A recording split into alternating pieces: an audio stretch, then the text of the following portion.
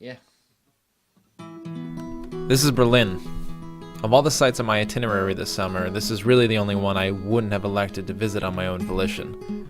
I recognize a prejudice in myself inspired by myriad black and white images, Jewish summer camp discussions, years of history courses, the History Channel, Steven Spielberg and Rammstein, a band that made Germany seem like literally the scariest place on earth.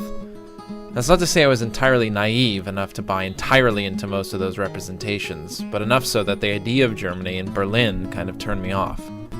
The theme of the IFDS seminar I was tagging along with this week was the role of historical memory in the formation of personal and national identity.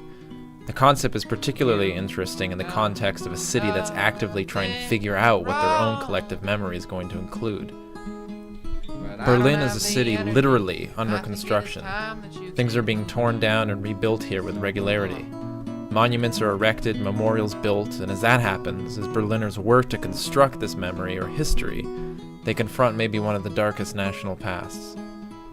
For some time after the war, explained one of our lecturers, Germans weren't ready to do that. There was an overwhelming, crippling even sense of shame, guilt, and fear.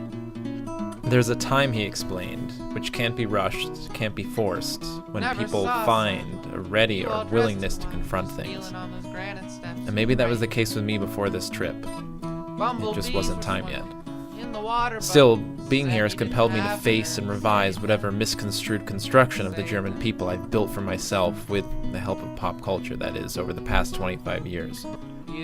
It's kind of a relief actually letting go of it. I kept looking around for signs of it to affirm my bias, but I couldn't find any. These people here had no hand in, have nothing to do with that other time.